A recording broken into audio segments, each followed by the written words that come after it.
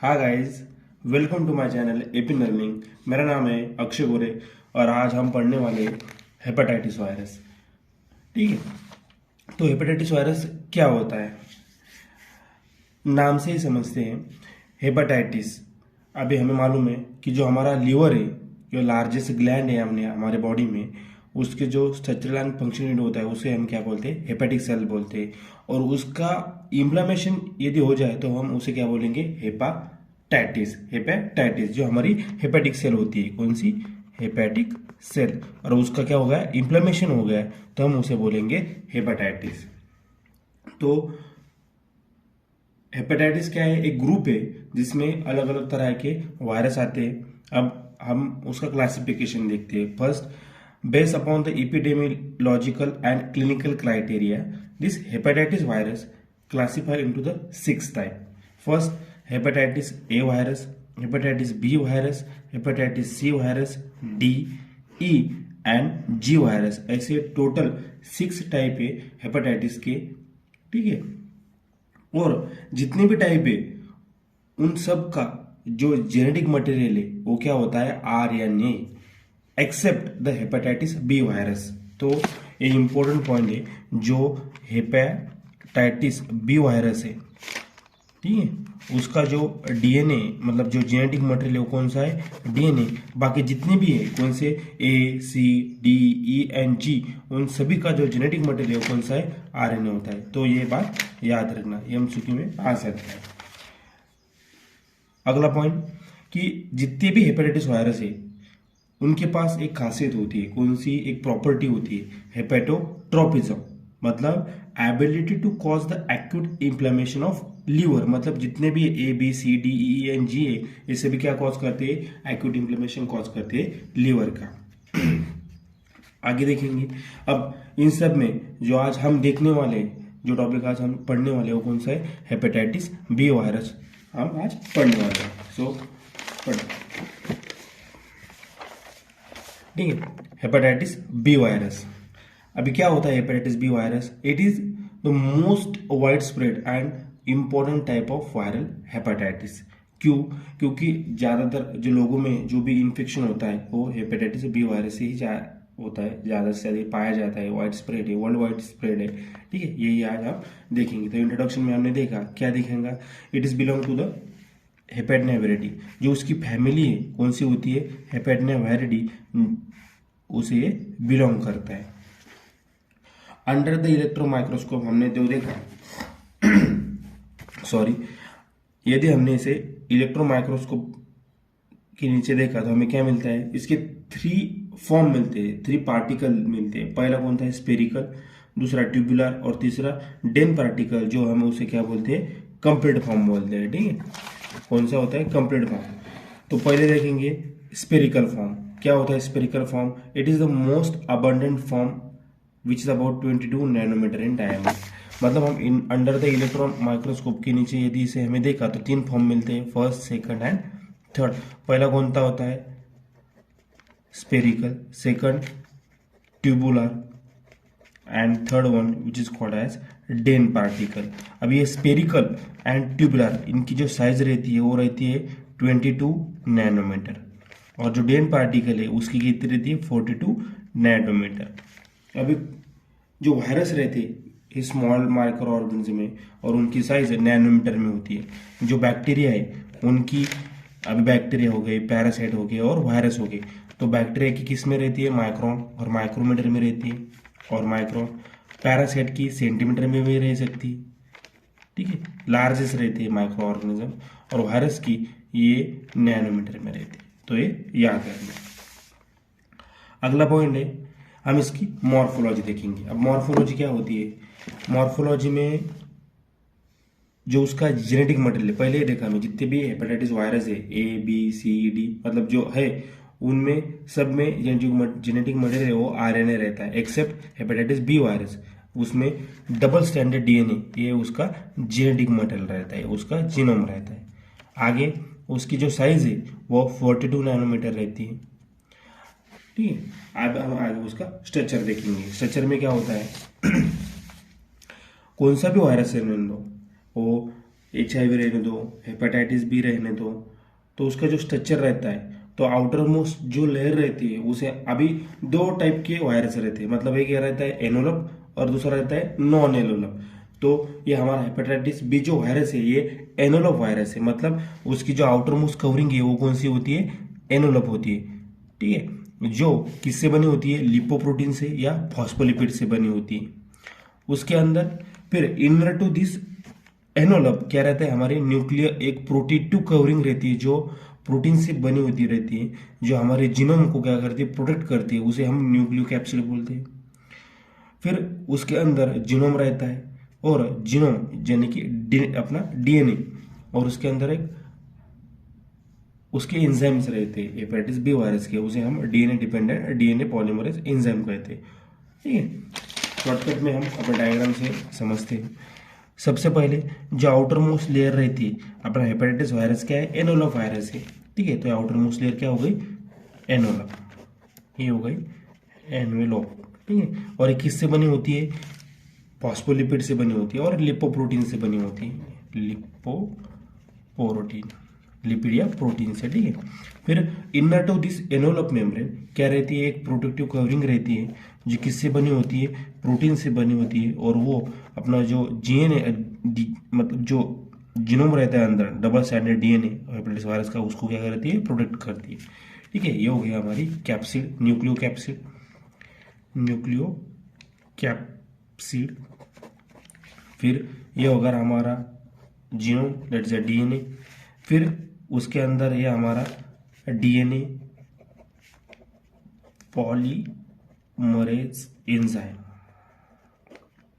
ठीक है, अब ये हो गया एनोलप, फिर प्रोटीन की कवरिंग, फिर जीनोम और फिर एंजाइम। अब एंटीजेंस जो एनोलप पे रहते हैं उसे हम क्या बोलते हैं, अभी ये देखो इधर इस डायग्राम में समझ में, surface antigen, hepatitis B surface antigen जो कि इस सरफेस पे प्रेजेंट रहते हैं, मतलब वो आउटर साइड पे रहते हैं, उसे हम क्या बोलते हैं, सरफेस एंटीजन। ठीक है, ये सरफेस एंटीजन जो उसके सरफेस पे रहते हैं।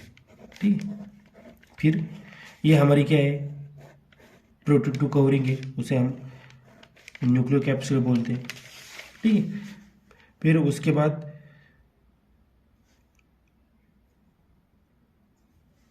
फिर ठीक है, उसके बाद क्या होता है कि जो मतलब जो हेपेटाइटिस बी वायरस है इसमें तीन प्रकार के, मतलब तीन अलग अलग प्रकार के क्या रहते हैं, एंटीजन रहते हैं। फर्स्ट जो हमने अभी देखा कौन सा, जो सरफेस पर रहता है उसे हम क्या बोलते हैं, hepatitis B surface antigen. Second जो हमारी कोर रहती है, मतलब ये इसको हम क्या बोलते हैं, कोर भी बोल सकते हैं या प्रोटेक्टिव कवरिंग यानी कि न्यूक्लिक एसिड भी बोल सकते हैं, उस पर एक एंटीजन रहता है उसे हम कोर एंटीजन बोलते हैं, हेपेटाइटिस बी सी एंटीजन यानी कि कोर एंटीजन। और तीसरा जो एंटीजन रहता है, ठीक है, वो उसको हम हेपेटाइटिस बी ई एंटीजन बोलते हैं यानी कि एनोलप एंटीजन। सो तीन प्रकार के एंटीजन हमें हेपेटाइटिस बी वायरस में मिलते हैं, hepatitis B surface antigen, hepatitis B core antigen, और एक तीसरा रहता है जो कि इधर मतलब एनोलप एंड कैप्सिड के अंदर इधर, उसे हम एनोलप एंटीजन कहते हैं। तो ये इतना याद रखना। ठीक है, ये देखा हमने उसकी मॉर्फोलॉजी। अब उसके बाद हम क्या देखेंगे, उसके एंटीजन। अभी हमने देखी क्या कि इधर सबसे पहले कौन सा, हेपेटाइटिस बी वायरस, मतलब हेपेटाइटिस बी सरफेस एंटीजन जो कि सरफेस पे रहता है, मतलब ये। सेकंड कोर पे, दैट इज कोर एंटीजन। तीसरा एनोलप एंटीजन। अभी सरफेस एंटीजन क्या रहता है, this surface antigen exhibit the antigen diversity, मतलब उसमें क्या है, अलग अलग डायवर्सिटी वो एग्जिबिट करता है। Contain two different antigenic component, मतलब जो सरफेस एंटीजन रहता है उसमें भी दो ग्रुप आते हैं, एक reactive common group reactive antigen A, और दूसरा two pair of type specific antigen D Y and W R. Again ये सरफेस एंटीजन आगे चल के 4 मेजर एंटीजेनिक सब ग्रुप में क्या होता है, डिवाइड होता है। ठीक है, अब हम कैसे होता है ये देखेंगे। फॉर एग्जांपल ये हमारा सरफेस एंटीजन है, ठीक है, ये उसे हमने इधर लिया। ठीक है, ये हमारा surface antigen, hepatitis B surface antigen. अभी क्या होगा, इसमें दो ग्रुप है, ठीक है, इसमें भी दो ग्रुप, फर्स्ट हाँ ये ऊपर वाला उसे हम क्या बोलेंगे, कॉमन ग्रुप रिएक्टिव एंटीजन ए, ठीक है, ये वाला एंटीजन ए। और दूसरा जो क्या है, two pairs of type specific antigen, कौन से, टाइप स्पेसिफिक एंटीजन, कौन से, D Y and W R. मतलब ये हो गया रिएक्टिव एंटीजन ए और दूसरे हो गए D Y and W R, two specific antigen. अभी क्या होगा आगे चल के, ये हेपेटाइटिस सरफेस एंटीजन मतलब HBS एंटीजन आगे 4 सब टाइप में डिवाइड होगा। कैसे, इधर ये होगा रिएक्टिव एंटीजन ए और इधर ये 2 specific antigen D Y and W R. अभी आगे चल के 4 टाइप में कैसे डिवाइड होगा आप देखिए। First A D and W, A D and W, A D R, A D are, ये हो गए 2 टाइप पहले सरफेस एंटीजन के। फर्दर सब क्या बोलते हैं, सब एंटीजेनिक स्ट्रक्चर और सब टाइप। फिर A Y W, A Y W और A Y R, A Y R. So surface antigen 4 sub antigenic group में क्या हो गया, डिवाइड हो गया, A W, A D W, A D R, A Y W, A Y R, ठीक है, समझे। फिर second core antigen. Core antigen क्या होता है, the antigen express on the core, मतलब जो हमारी कैप्सूल प्रोटेक्टिव कवरिंग होती है उसमें ये प्रेजेंट रहता है, इसलिए हम इसे कोर एंटीजन बोलते हैं। और तीसरा that is called as the envelope antigen. ये एनवेलप एंटीजन ये थर्ड एंटीजन है and it is a soluble non particulate nucleocapsid protein, ठीक है, इतना याद रखना। अभी आगे क्या पढ़ेंगे हम, जीनोम। अभी पहले हमने बताया कि हेपेटाइटिस वायरस के क्लासिफिकेशन में जितने भी वायरस होते हैं ACTENG, इनमें जो जीनोम रहता है वो RNA रहता है, एक्सेप्ट हेपेटाइटिस बी वायरस, उसका जो जीनोम है, उसका जो जेनेटिक मटेरियल है वो क्या होता है, डबल स्टैंडर्ड DNA रहता है। तो क्या है आगे, द न्यूक्लियोकैप्सिड मतलब जो हमारी प्रोटेक्टिव कवरिंग है ये वाली, ठीक है। अब आगे क्या है, the nucleocapsid encloses the viral genome consisting of 2 linear strands of DNA in circular configuration। मतलब जो हमारा DNA वो सर्कुलर कॉन्फ़िगरेशन में उसके 2 लीनियर स्ट्रैंड्स है, लेकिन वो किससे इंक्लोज हुआ है, अपने कोर से, यानी कि कैप्सूल उसको इंक्लोज कर रही है।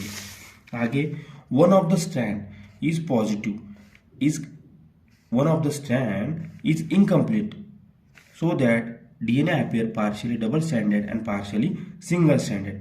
मतलब जो हमारा जीनोम रहता है उसमें हमने देखा कि वो ऐसे सर्कुलर कॉन्फ़िगरेशन में अरेंज है, लेकिन हमने उसे अभी स्टेट कर दिया, तो उसमें एक जो स्टैंड रहता है मोस्टली वो पॉजिटिव स्टैंड, वो कैसे रहता है, इनकम्प्लीट रहता है, ठीक है, वो इनकम्प्लीट रहता है, ठीक है। और जो दूसरा नेगेटिव होता है वो कंप्लीट रहता है, ये पॉजिटिव और ये नेगेटिव।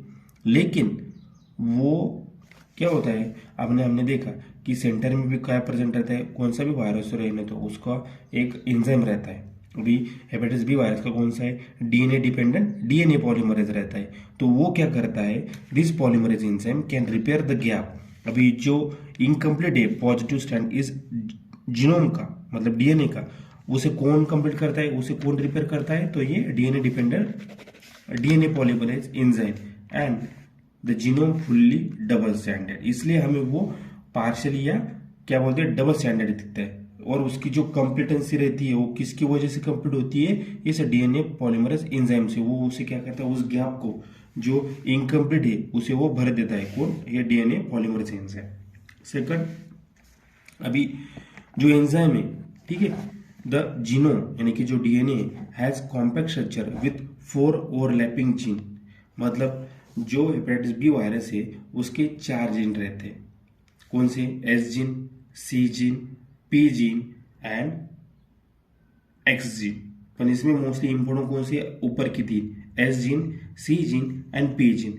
अब ये जीन क्या करते हैं, इनका फंक्शन क्या है, हमने पहले देखा क्या कि हेपेटाइटिस जो बी वायरस है इसमें हमें hepatitis B surface antigen, hepatitis B core antigen, hepatitis B envelope antigen. मतलब ये 3 प्रकार के क्या हमने क्या देखे, एंटीजन देखे। क्या देखे, एंटीजन देखे। अभी हम क्या देखेंगे, जीन। जीन मतलब ये एंटीजन, एंटीजन होते क्या है, ये एक्चुअल में होते हैं प्रोटीन। क्या होते हैं, प्रोटीन। अभी ये जो प्रोटीन है वायरस के, कौन बनाएगा, जो उसके जीनोम में यानी कि डीएनए पे ये जीन प्रेजेंट रहते हैं, वही ये प्रोटीन क्या करेंगे, बनाएंगे।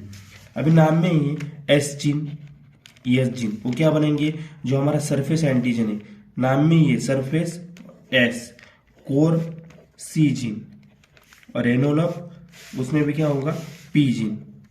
मतलब ये पी जीन तो मतलब अभी आगे देखेंगे क्या होता है। और एंजाइम अपना कौन सा, डीएनए पॉलीमरेज, पॉलीमरेज। तो जो हमारा एच जीन रहेगा वो क्या बनाएगा, अपना सरफेस एंटीजन बनाएगा, जो कि वायरस के ऊपर रहता है। हमने पहले देखा ना कौन सा, जो कि वायरस के ऊपर रहता है, यानी कि ये एंटीजन है, कौन बनाएगा, एच जीन बनाएगा। उसके बाद जो सी जीन रहता है, ये सी जीन क्या करेगा, जो हमारा कोर एंटीजन है और जो हमारा एनवेलप एंटीजन है, इन दोनों को ये कोर है, मतलब ये कोर जीन इनको बनाएगा, इन दोनों को ये बनाएगा। और ये जीन किसे बनाएगा, अपने सरफेस एंटीजन को बनाएगा। और जो तीसरा जीन रहता है, ठीक है, ये पी जीन, पी से क्या है, पॉलीमरेज, पी से क्या, पॉलीमरेज। ये पी जीन क्या करेगा, जो हमारा डीएनए डिपेंडेंट डीएनए पॉलीमरेज जो एंजाइम रहता है उसे बनाएगा। और एंजाइम क्या रहते हैं, प्रोटीन नहीं रहते, तो ये पी जीन उसे बनाएगा। ठीक है, अभी आगे देखेंगे क्या है कि S gene, code for the surface antigen. हमने देखा अभी कि वो सरफेस एंटीजन बनाता है। और उसके कितने टाइप होते हैं, 3। मतलब जो हमारा जो एच जीन रहता है वो 2 रीजन में डिवाइड होता है, एस रीजन और प्रीएस रीजन। फिर से ये प्रीएस रीजन प्रीएस 1 और प्रीएस 2 में डिवाइड हो जाता है। क्या कि हमारा जो एस जीन है वो 2 क्या बोलते हैं, रीजन में डिवाइड होता है, एक एस रीजन और दूसरा प्री एस रीजन। फिर ये pre S region pre S 1 में और प्री एस 2 में डिवाइड होता है। मतलब मोस्टली ये जिनके 3 रीजन होते हैं, S region, pre S 1 region और प्री एस 2 रीजन, ऐसे 3। और ये 3 रीजन क्या बनाते हैं, हमारा सरफेस एंटीजन बनाते हैं। ठीक है, तो उसमें जो हमारा एस रीजन होता है ये हमारा मेजर प्रोटीन बनाता है। मतलब सरफेस एंटीजन का जो मेजर प्रोटीन रहता है उसे हमारा ये जिनका ये एस रीजन बनाता है। प्रीएस 1 रीजन जो है वो मिडल प्रोटीन बनाता है। क्या बनाता है, मिडल प्रोटीन।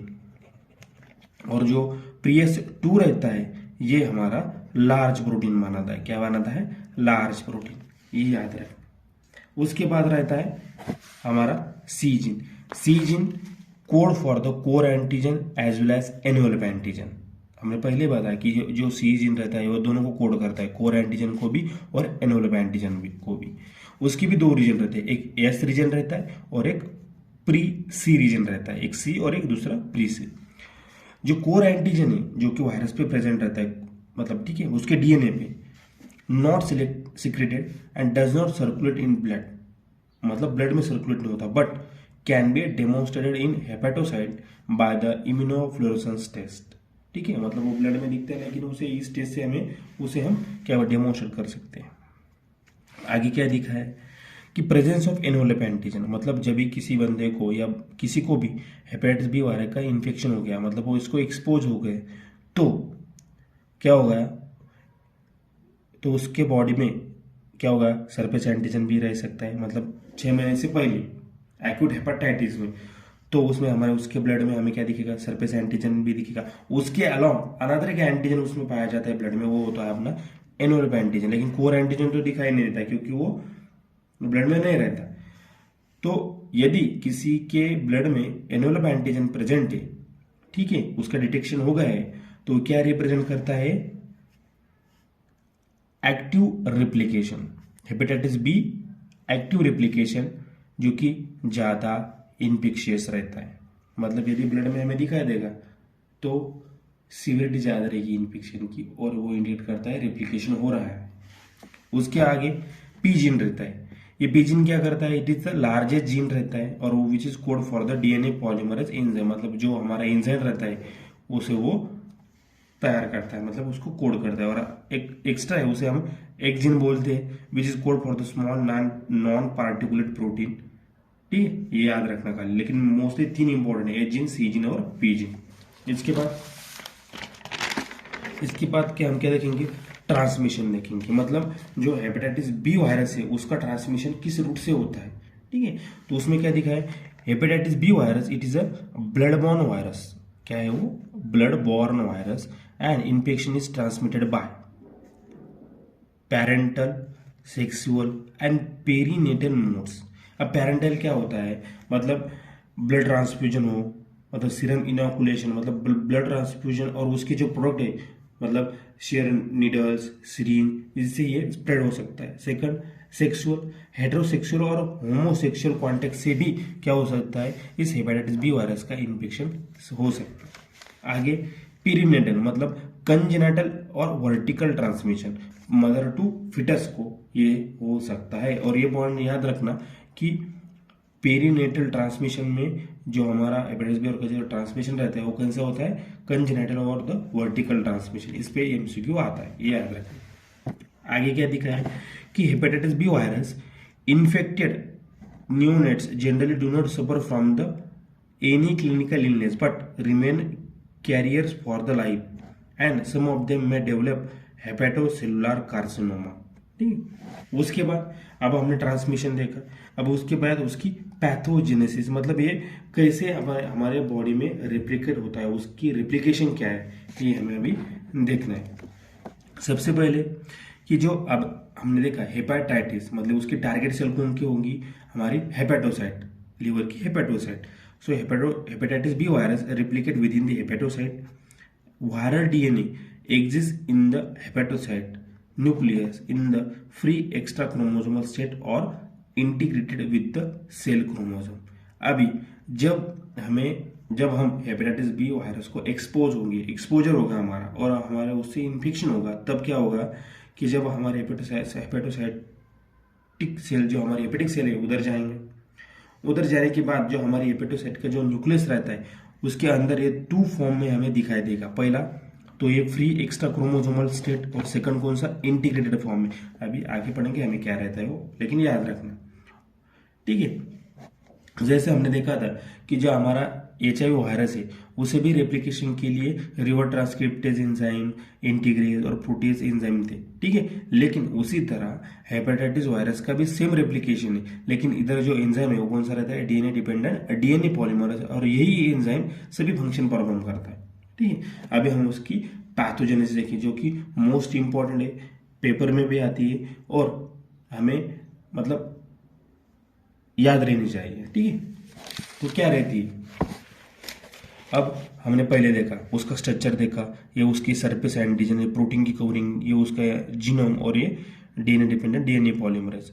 अभी स्टेप बाय स्टेप हम पढ़ेंगे। पहला क्या होगा, अभी इसके ऊपर क्या है, एंटीजन प्रेजेंट है, हमारी हेपेटोसाइट है उसी पे भी एंटीजन प्रेजेंट है, और उनका क्या होगा, एडेजन होगा। क्या होगा, पहला एडेजन होगा।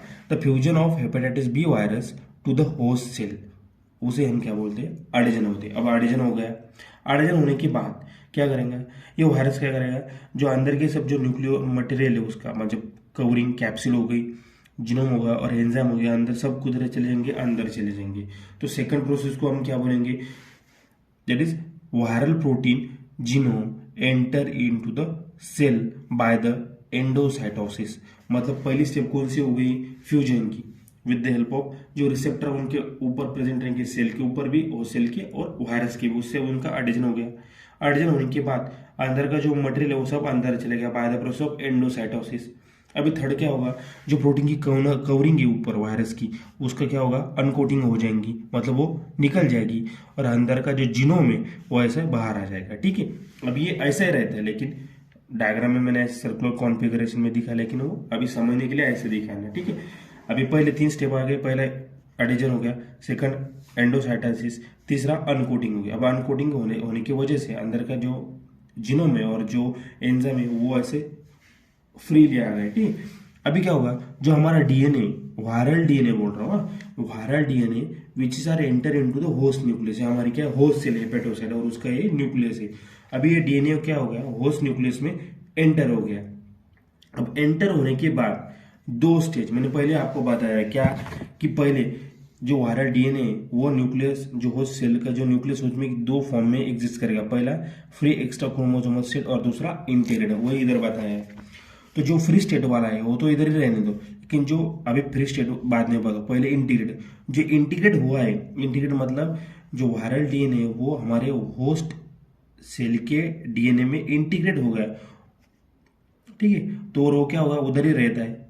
उधर रहने के बाद वो लैटन मतलब लैटन स्टेज में चला जाता है, मतलब वो कैरियर बन जाता है, एक को दूसरे से और दूसरे को तीसरे से इन्फेक्शन हो सकता है उसका, मतलब तो वो इंटीग्रेट हो जाएगा। और तीसरा कौन सा रहता है, वो दूसरा फ्री स्टेट में मतलब एक्स्ट्रा क्रोमोसोम स्टेट में रहता है, उसका ही मोस्ट इम्पोर्टेंट है। अभी वो क्या होगा, हमें अभी वायरस बनाना है, रेप्लिकेशन करना है, न्यू वायरस बनानी है, तो हमें क्या लगेगा, एंजाइम लगेंगे, ये प्रोटीन कवरिंग भी लगेगी, एंटीजन भी लगेंगे। तो सबसे पहले हमें वो एंटीजन तैयार करने होंगे। जो हमारा प्री एक्स्ट्रा क्रोमोसोमल डीएनए उसका क्या होगा, फिर वो कन्वर्ट होगा हमारा आरएनए में by the enzyme RNA polymerase, ठीक है। अभी एमआरएनए में कन्वर्ट हो गया। अभी एमआरएनए क्या करेंगे, हमने देखा था एमआरएनए, टीआरएनए और आरआरएनए, इनका फंक्शन क्या होता है, प्रोटीन सिंथेसिस। अब प्रोटीन कौन सी तरह करेंगे, वो एनवेलप एंटीजन और सरफेस एंटीजन, यही तो हमारे एंटीजन, यही तो प्रोटीन है। अब इनको कौन बना रहा है, आरएनए बना रहा है। अभी प्रोटीन प्रोटीन प्रोटीन प्रोटीन, जब तक ये सेल के सब प्रोटीन खत्म नहीं हो जाते तब तक ये आरएनए उनसे प्रोटीन बनाता है, बन गए। अब बनने के बाद अब प्रोटीन तो बन गई, अब हमें क्या चाहिए, डीएनए चाहिए। फिर से डीएनए, पहले क्या होगा, डीएनए का कन्वर्ट आरएनए प्रोटीन बन गए। अब आरएनए का कन्वर्ट किस में होगा, डबल स्ट्रैंडेड डीएनए। अभी प्रोटीन तैयार होगी, अभी हमें डीएनए भी तैयार करना पड़ेगा। हर एक सेल मतलब जो भी वायरस होगा हर एक को एक एक आरएनए मतलब डीएनए की कॉपी लगेंगी, तो फिर आरएनए कन्वर्ट होता है DNA by the reverse transcriptase enzyme. अब ये फंक्शन कौन परफॉर्म कर रहा है, हमारा डीएनए पॉलीमरेज एंजाइम। वो 3-4 फंक्शन परफॉर्म करता है, ठीक है। तो पहले डीएनए का कन्वर्जन आरएनए में, आरएनए का कन्वर्जन फिर से डीएनए में। अब डीएनए भी तैयार होगा, प्रोटीन भी तैयार होंगे। अब प्रोटीन मतलब उसमें खाली ये दोनों प्रोटीन नहीं बनाता, वो अपने कैप्सिड के भी प्रोटीन मतलब बनाता है। फिर ये सब क्या हो जाते हैं, एक्यूमुलेट होते, मतलब डीएनए हो गया, प्रोटीन हो गया और ये प्रोटीन की कवरिंग हो गई, ये सब जब फुल्ली फॉर्म होंगे तब बाय द एक्सोसाइटोसिस क्या होगा, नया वायरस बन जाएगा, नई वायरस की कॉपी बन जाएंगे, ठीक है। तो ऐसे करते करते करते करते वायरस का रेप्लिकेशन होता है हेपेटोसाइट में, जब तक वो खत्म ना हो जाए, मतलब ये जो हेपेटोसाइट है ये खत्म ना हो जाए तब तक उस सेल में उस वायरस का क्या चलता है, रेप्लिकेशन चलता है। मतलब यहाँ से अडेजन, फिर एंडोसाइटोसिस, अनकोडिंग, फिर इंटीग्रेट होगा, फिर प्री एक्स्ट्रा क्रोमोसोम स्टेट, फिर डीएनए, डीएनए आरएनए, आरएनए फिर से डीएनए, प्रोटीन तैयार होंगे, फिर एक्सोसाइटोसिस होगा। तो ये चलता रहता है कब तक, जब तक वो सेल खत्म नहीं हो जाती, ये होगा उसका पैथोजेनेसिस। अभी उसके बाद क्या पढ़ेंगे हम, उनका इंक्यूबेशन पीरियड। अभी इंक्यूबेशन पीरियड क्या हो जाता है, एक्सपोजर से ले तक, मतलब एक्सपोजर से कहाँ तक, जब तक हमारे बॉडी में सिम्टम नहीं आते तब तक, यो जो बीच का गैप रहता है, मतलब कहाँ से एक्सपोजर टू सिम्टम अपीयरेंस, इसको हम इंक्यूबेशन पीरियड बोलते हैं, ठीक है। If the symptom occur they begin an average 90 days, मतलब एक्सपोजर के बाद 90 डेज में सिम्टम आ सकते हैं, या 1 से 6 मंथ, मतलब वही हो गया ना, वो 90 डेज मतलब 3, 4, 30, 60, मतलब वो याद रखना। आफ्टर एक्सपोजर टू एचबीवी फिर क्या क्या साइन एंड सिम्टम रहते हैं उसके, हेपेटाइटिस बी वायरस का इन्फेक्शन होने के बाद।